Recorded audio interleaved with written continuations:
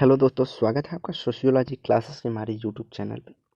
जैसा कि आप सभी जानते हैं कि आंसर की आ चुकी है और आंसर की देखने के बाद कई बच्चों का डाउट है एक क्वेश्चन पर जो हमें भेजा बच्चों ने।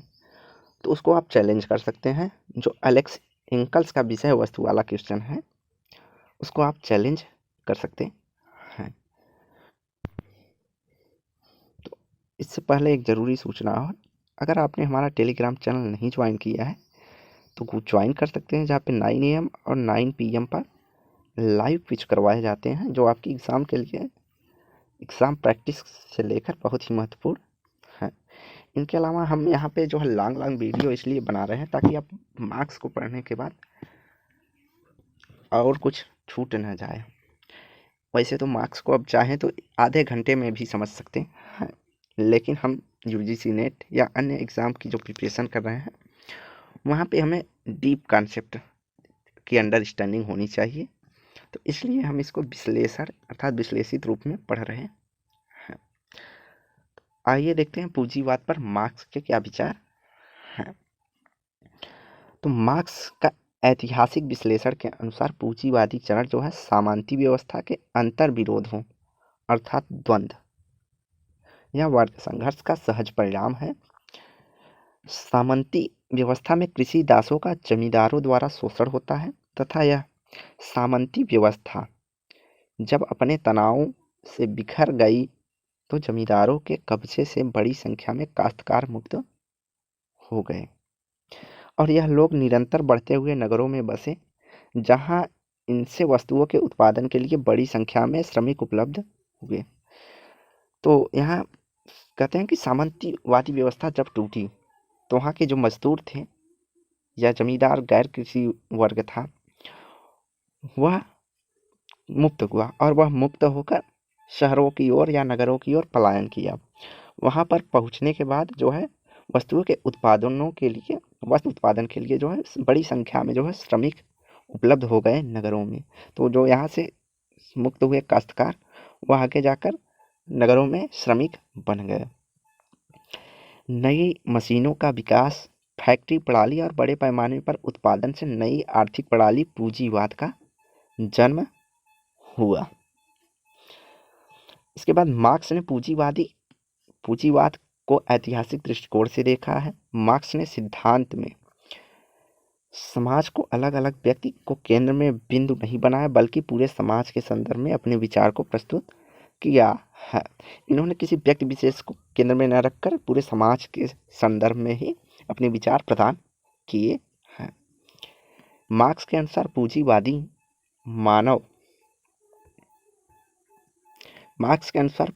मानव समाज के विकास का ऐसा चरण है जिसका जन्म उसके पिछले चरण के अंतर विरोधों के कारण हुआ है। इस चरण में अंतर विरोध या संघर्ष जिससे एक नए चरण को जन्म के लिए योग्य परिस्थितियां बनेंगी।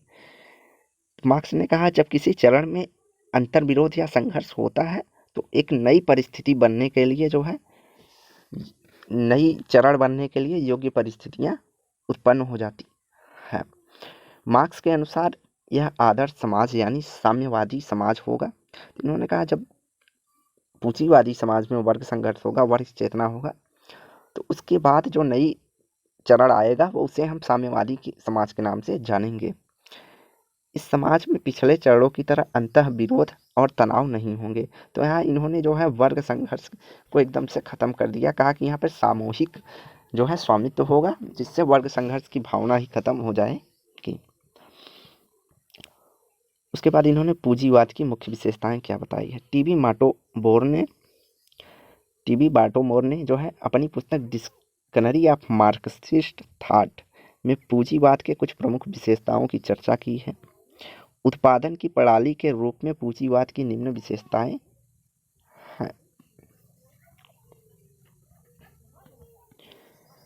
तो पूंजीवाद की पहली विशेषता है कि उत्पादन के निजी इस्तेमाल की बजाय बिक्री के लिए होता था, अर्थात उपभोग के बजाय बिक्री के लिए किया जाता था। उसके बाद पूर्व पूंजीवादी आर्थिक प्रणाली में उत्पादन प्रायः सीधे उपभोग के लिए किया जाता था, क्योंकि तकनीकी ज़्यादा उन्नत नहीं होती थी। घर परिवार के लोग सीमित संख्या में काम करते थे और पूंजीवादी व्यवस्था में बड़ी संख्या में श्रमिक फैक्ट्री में काम करते हैं और मशीनों की मदद से श्रम विभाजन द्वारा बड़ी मात्रा में वस्तुओं का उत्पादन करते हैं जो बाजार में बिक्री के लिए जाता है। तो पहली है कि जो है पूंजीवादी व्यवस्था में उत्पादन जो है उपभोग के लिए न होकर विक्रय के लिए या बिजनेस के लिए, व्यवसाय के लिए किया जाता है। दूसरी इसकी व्यवस्था है कि पूंजीवादी आर्थिक प्रणाली में श्रम शक्ति खरीदी और बेची जाती है, अर्थात जो मजदूर वर्ग है वह अपनी श्रम शक्ति को खरीदते और बेचते हैं। मार्क्स के अनुसार पूंजीवादी प्रणाली में श्रमिक को केवल श्रम शक्ति के रूप में आंका जाता है। पूंजीपति या मालिक उनकी श्रम शक्ति को मजदूरी यहाँ पे होगा मजदूरी देकर खरीदते हैं। तो मार्क्स कहते हैं कि पूंजीवादी समाज में श्रम शक्ति के रूप में केवल श्रमिक को देखा जाता है। यद्यपि श्रमिक अपनी श्रम शक्ति बेचने या न बेचने को कानूनी तौर पर स्वतंत्र होता है, परंतु उनकी ज़रूरतें काम करने को विवश करती हैं। पूंजीवादी समाज में व्यक्ति काम करना चाहे तो कर सकता है, नहीं करना चाहे तो वो भी उसके लिए वह स्वतंत्र है। लेकिन क्या होता है, व्यक्ति अपनी ज़रूरतों को पूरा करने के लिए वहाँ पर मजदूरी करने के लिए विवश या बाध्य है। आगे है तीसरा, पूंजीवादी व्यवस्था में विनिमय का लेन देन मुद्रा में होता है। इससे पहले जो बाटा सिस्टम चलता था, अन्य चीज़ें थी, तो पूंजीवादी व्यवस्था में विनिमय का लेन देन सिर्फ मुद्रा में होता है। मुद्रा ही सामाजिक संबंध है जिसमें पूंजीवादी प्रणाली के विभिन्न तत्व एक दूसरे से जुड़े हुए हैं। इसलिए इस प्रकार बैंकों तथा वित्तीय संस्थाओं की महत्वपूर्ण भूमिका हो जाती है। तो पूंजीवादी व्यवस्था में बैंकों और वित्तीय संस्थाओं की महत्वपूर्ण व्यवस्था इसलिए हो जाती है क्योंकि यहाँ पर सिर्फ मुद्राओं के लेन देन से ही वस्तुओं का लेन देन होता है। अगला है पूंजीवादी या पूंजीपति का उत्पादन प्रक्रिया पर नियंत्रण भी मुद्रा के संबंध से जुड़ी है, अर्थात उत्पादन का मूल्य, श्रमिकों की मजबूरी नहीं मजदूरी यहाँ पे होगा मजदूरी, वित्तीय निवेश की रकम और आदि सभी फैसले पूंजीपति करता है। अर्थात किसी सामान के बनाने के लिए कच्चे माल में कितना लगेगा, उसके बाद श्रमिक को कितना उसका मजदूरी देना है, उसके बाद अन्य साधनों पे कितना निवेश करना है और उसे किस प्राइस पे बेचना है मार्केट में, इन सब का निर्धारण जो करता है वह पूंजीपति करता है। पांचवा, चूंकि उत्पादन का प्रमुख उद्देश्य बिक्री है, अतः पूंजीपतियों के बीच अत्यधिक प्रतिस्पर्धा, तो यहाँ पे प्रतिस्पर्धा देखी जाती है। तो पूंजीपति एक दूसरे से आगे निकल जाना चाहते हैं, परिणाम स्वरूप नए नए आविष्कार और नई नई तकनीकी का इस्तेमाल होता है। साथ ही प्रतिस्पर्धा में एकाधिकार वाली फर्में या समान स्वार्थ के लिए मिल जाने वाली व्यापारिक समूहों का उदय करती हैं।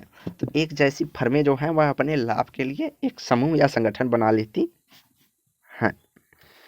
ऐसी स्थिति में एक उत्पादन या उत्पादकों का समूह अन्य प्रतियोगियों को पछाड़कर जबरन हटा देता है और बाजार में अपना दबदबा कायम कर लेता है।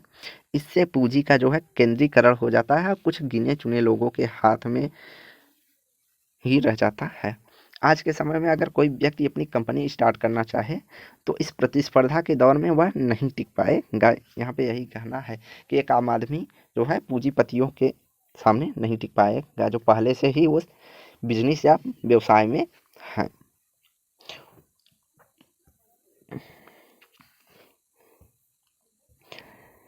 इस प्रकार मार्क्स ने पूंजीवाद एक ऐसी व्यवस्था है जिसमें शोषण, असमानता, वर्गों का ध्रुवीकरण अपने चरम पे होता है। इसका मतलब है कि उत्पादन के साधन के मालिकों और श्रमिकों के बीच सामाजिक अंतर बढ़ता जाता है, अर्थात असमानता बढ़ती जाती है। पूंजीवाद और वर्ग संघर्ष। मार्क्स का मानना है कि पूंजीवाद के बने रहने के मुख्य आधार हैं निजी संपत्ति, फैक्ट्री प्रणाली के अंतर्गत वस्तुओं का बड़े पैमाने पर उत्पादन और उससे प्राप्त मुनाफा। तो इन्होंने कहा है कि जो पूंजीवाद स्थायित्व है अर्थात अपने स्थिर बना हुआ है, उसका प्रमुख कारण है निजी संपत्ति, अर्थात कुछ व्यक्तियों के हाथों में संपत्ति है। फैक्ट्री प्रणाली अर्थात ज़्यादा से ज़्यादा मशीनों का प्रयोग और उससे प्राप्त अधिक से अधिक मुनाफा जो है पूंजीवादी व्यवस्था के भी अपने अंतर विरोध हैं। इस ऐतिहासिक चरण में वर्ग संघर्ष सबसे तीव्र होता है। मार्क्स का मानना है कि पूंजीवादी समय में जो है वर्ग संघर्ष बहुत अत्यधिक तीव्र हुआ, क्योंकि उत्पादन के साधन पर जो है कुछ हाथों में केंद्रित होंगे। श्रमिकों का मात्र श्रम शक्ति के रूप में आंका जाता है, मजदूरी द्वारा खरीदा और बेचा जाता है।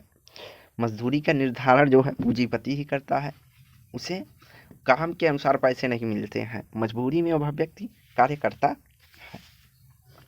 इस प्रणाली में असमानताओं से वर्गों का ध्रुवीकरण होता है, सर्वहारा वर्ग में चेतना का विकास होता है और इस बात का एहसास होता है कि उसकी मुक्ति केवल क्रांति से होगी। इन्होंने कहा जब असमानताओं का ध्रुवीकरण हो जाएगा तो सभी सर्वहारा अर्थात श्रमिक वर्ग मिलकर एक ऐसा संगठन बनाएंगे और उन्हें में उनके अंतर्गत यह चेतना आएगी कि उनकी स्थिति के सुधार के लिए उन्हें क्रांति करनी पड़ेगी। आगे है सर्वहारा क्रांति से एक नई सामाजिक व्यवस्था साम्यवाद का जन्म होगा और जिससे उत्पादन के साधनों पर श्रमिक का स्वामित्व होगा। तो यह था मार्क्स का जो है पूंजीवाद के संदर्भ में विचार। आगे इनके समकालीन जो विद्वान थे उन्होंने पूंजीवाद के संदर्भ में क्या विचार दिए हैं, आइए देखते हैं। तो समकालीन पूंजीवाद समाज की कमजोरियों को उजागर करने तथा क्लासिकल सिद्धांतों की समीक्षा करने के उद्देश्य से लेकर 1923 में पश्चिमी जर्मन फ्रैंकफर्ट विद्यालय में सामाजिक अनुसंधान संस्थान की स्थापना की गई। तो यह मोस्ट इम्पॉर्टेंट पॉइंट है कि सामाजिक अनुसंधान संस्थान की स्थापना फ्रैंकफर्ट विद्यालय में 1923 में की गई थी। इसके बाद फ्रैंकफर्ट स्कूल के नाम से विख्यात हुआ, इसे बाद में फ्रैंकफर्ट स्कूल के नाम से जाना जाता है। इस संस्थान में मार्क्सवादी विचारधारा के आधार पर तत्कालीन विश्व में बदलते परिवेश की व्याख्या प्रस्तुत की गई है। इस स्कूल के प्रमुख लुकास, गोर्की मैन, एडोर्नो, हर्बर्ट मार्क्यूज और एरिक फ्राम रहे हैं। 1960 के दशक आते आते विशेष रूप से अमेरिकी समाज शास्त्र में प्रकार्यवाद का प्रभुत्व स्थापित हो गया और फ्रैंकफर्ट स्कूल के विचारक धीरे धीरे बिखर गए और 1970 के दशक के अंतिम वर्षों में यह प्रकार्यवाद के अवसान का काल था। अर्थात तो प्रकार्यवाद जब धीरे धीरे प्रकार्यवाद का प्रभुत्व कम होने लगा तब मार्क्सवादी लेखकों ने बदलते तत्कालीन स्वरूपों के लिए समाज के में निगम पूंजीवाद या कारपोरेट कैपिटलिज्म के विश्लेषण हेतु रूढ़िवादी मार्क्स को अप्रासंगिक लगने लगा था। मतलब जब स्वरूप बदल गया तो यह जो पुराने मार्क्स का रूढ़िवादी विचार था तो वह वर्तमान समय में अप्रासंगिक लगने लगा। तो इसकी फिर से नए सिरे से व्याख्या करने के लिए इन्होंने रूढ़िवादी मार्क्स का संशोधन करने का प्रयास किया। फ्रैंकफर्ट स्कूल शिथिल हो जाने के बाद भी कई लेखकों ने व्यक्तिगत स्तर पर मार्क्स की पुनर्व्याख्या करना नहीं छोड़ा था और नए संदर्भ में फ्रैंकफर्ट स्कूल ने नव मार्क्सवाद को जन्म दिया। जैसे जुर्गेन हैबरमास, अल्थ्यूजर, ये सब नव मार्क्सवादी में गिने जाते हैं। आगे चल के नव मार्क्सवाद वह है जिसमें कोई भी सामाजिक सिद्धांत या समाजशास्त्रीय विश्लेषण मार्क्स एवं एंजल्स को अपना मूल संदर्भ बनाता है, अर्थात उनके विचारों को केंद्र में रखता है और मार्क्सवादी विचारों को लेता है, लेकिन इसके अतिरिक्त अन्य सामाजिक सिद्धांतों की परंपरा को भी शामिल करता है। मार्क्स के सिद्धांतों को केंद्र में रखकर अन्य सामाजिक सिद्धांतों को भी उसमें सम्मिलित करता है। इसी को नव मार्क्सवादियों का मत कहा जाता है।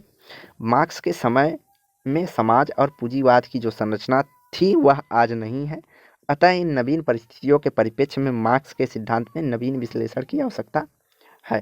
तो मार्क्स के समय में जो पूंजीवाद था उसमें अत्यधिक शोषण था, लेकिन आज के समय में जो पूंजीवाद है वह थोड़ा लोक कल्याणकारी है, अर्थात श्रमिकों को ज़्यादा हितैषी है।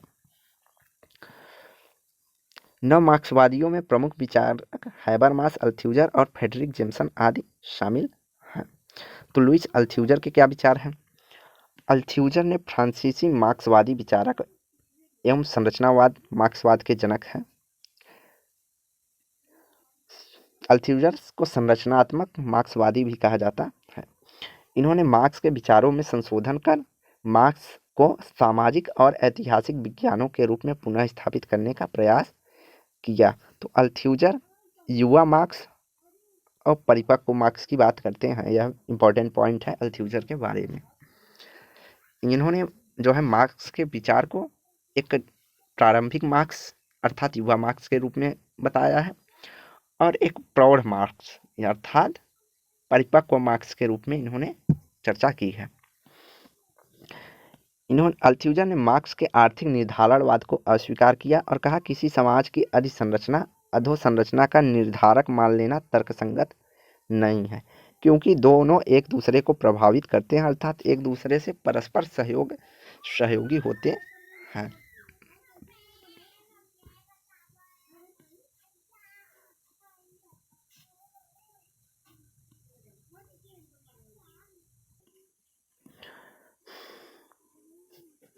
इन्होंने कहा अल्थ्यूजर ने जो है मार्क्स के इतिहासवाद से असहमत होते हुए कहा कि इतिहास हमेशा रेखीय नहीं होता है और इतिहास की प्रक्रियाएं खुली प्रक्रियाएं हैं। इसमें अनगिनत प्रतिवाद प्रतिरोध शामिल है, अतः इसमें से कोई एक भविष्यवाणी नहीं की जा सकती कि किस कारण परिवर्तन हो रहा है। अल्थ्यूजर ने मार्क्स की अवधारणा का कि मनुष्य इतिहास बनाते हैं, परंतु उन परिस्थितियों में उनकी बनाई जो परिस्थितियां होती हैं वह मनुष्य की बनाई हुई नहीं होती हैं। ऐसा मार्क्स का मानना है कि मनुष्य इतिहास बनाते हैं परंतु उन परिस्थितियों में जो उनकी बनाई हुई नहीं है का खंडन करते हुए मार्क्स के इस विचार को मानववाद विरोधी कहा है, अर्थात व्यक्ति विरोधी कहा है कि इन्होंने व्यक्ति को महत्व ही नहीं दिया है। इतिहास निर्माण में मनुष्य की भूमिका को स्वीकार जो है अल्थ्यूजर इतिहास के निर्माण में मनुष्य की भूमिका को स्वीकार करते हैं, जहां पर इन्होंने मानववाद की विरोधी अर्थात मनुष्य की भूमिका को नगण्य मान लिया है, वहीं यह अल्थ्यूजर जो है उन्होंने मनुष्य की भूमिका को इतिहास बनाने में स्वीकार किया है। मार्क्स के विपरीत अल्थ्यूजर जो है वह विचारधारा को एक सामाजिक यथार्थता के रूप में स्वीकार करते हैं। तो इन्होंने जो कहा है कि जो विचारधारा होती है वह एक सामाजिक यथार्थ के रूप में देखी जाती है। इन्होंने एक पॉइंट और है इनका जो कि मार्क्स की आलोचना से संबंधित है। अल्थ्यूजर ने कहा है कि मार्क्स जो आर्थिक कारकों को महत्व प्रदान करते हैं, तो अल्थ्यूजर ने 3 पॉइंट बताए हैं। एक आर्थिक के साथ साथ राजनैतिक और वैचारिक कारकों की भी इन्होंने चर्चा की है। इन्होंने कहा इन तीनों का जो है महत्वपूर्ण योगदान होता है किसी सामाजिक परिवर्तन में। सब एक दूसरे के परस्पर सहयोगी हैं या पारस्परिकता का संबंध रखते हैं। आगे आते हैं जुर्गेन हैबरमास। जुर्गेन हैबरमास जो है जर्मनी के नव मार्क्सवादी विचारक हैं, जिन्होंने प्रत्यक्षवाद और आर्थिक निर्धारणवाद की आलोचना करते हुए मार्क्स के विचारों को संशोधित रूप में प्रस्तुत किया है। तो एक प्रश्न पूछ लिया जाता है कि आलोचनात्मक सिद्धांतकार किसे कहा जाता है, तो हैबरमास को आलोचनात्मक सिद्धांतकार कहा जाता है। इसके बाद हैबरमास के अनुसार मार्क्स का जो श्रम और उत्पादन की धारणा वर्तमान सांस्कृतिक व राजनीतिक जीवन को समझने में असमर्थ है। तो जो श्रम का सिद्धांत मार्क्स का है यह वर्तमान के परिप्रेक्ष्य में जो है असमर्थ है। आज की स्थिति बदल गई है, राज्य अर्थव्यवस्था में भागीदारी या हस्तक्षेप करने लगा है। मार्क्स ने जहाँ कहा कि राज्य हस्तक्षेप नहीं करता है, वहीं यहाँ पे कहा गया है, हैबरमास कहते हैं कि आज राज्य जो है अर्थव्यवस्था में हस्तक्षेप करता है और राज्य स्वयं अर्थव्यवस्था की दिशा को निर्धारित करता है। ऐसी अवस्था में मार्क्स का यह विचार कि अर्थव्यवस्था ही सब कुछ निर्धारित करती है, यह कथन जो है गलत है। हैबरमास के अनुसार आज विकसित समाजों में दमन के तरीके बदल गए हैं। हैबरमास के अनुसार जो है शोषण के तरीके यहाँ पे इन्होंने कहा बदल गए हैं। आज श्रमिक आर्थिक दृष्टि से गरीब नहीं है, अर्थात अच्छे से अच्छे सुविधा श्रमिक को मिल रहा है कि जो पहले मार्क्स की समाज के समय में जो व्यक्ति जिसको भरपेट खाने को नहीं मिलता था, वह आज के समय में आरामदायक जिंदगी जी रहा है। अब उसकी वंचितता आर्थिक न होकर मनोवैज्ञानिक एवं निजातीय रह गई है। तो पहले जहाँ मनुष्य आर्थिक रूप से वंचित महसूस करता था, वह अब मनोवैज्ञानिक एवं निजाती तौर पर रह गया है, हैबरमास का मानना है। मार्क्स ने सामाजिक उद्विकास की प्रक्रिया में अधिसंरचना की उपेक्षा की है, अर्थात इन्होंने अधसंरचना अर्थात आर्थिक कारण को अधिक महत्वपूर्ण प्रदान की है तथा इनकी भूमिका को रेखांकित नहीं किया है। लेकिन आज अधिसंरचना के निर्माण एवं परिवर्तन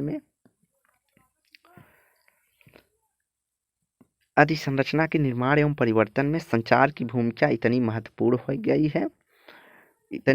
है जिसकी परंपरागत मार्क्सवाद ढांचे से समझा नहीं जा सकता है।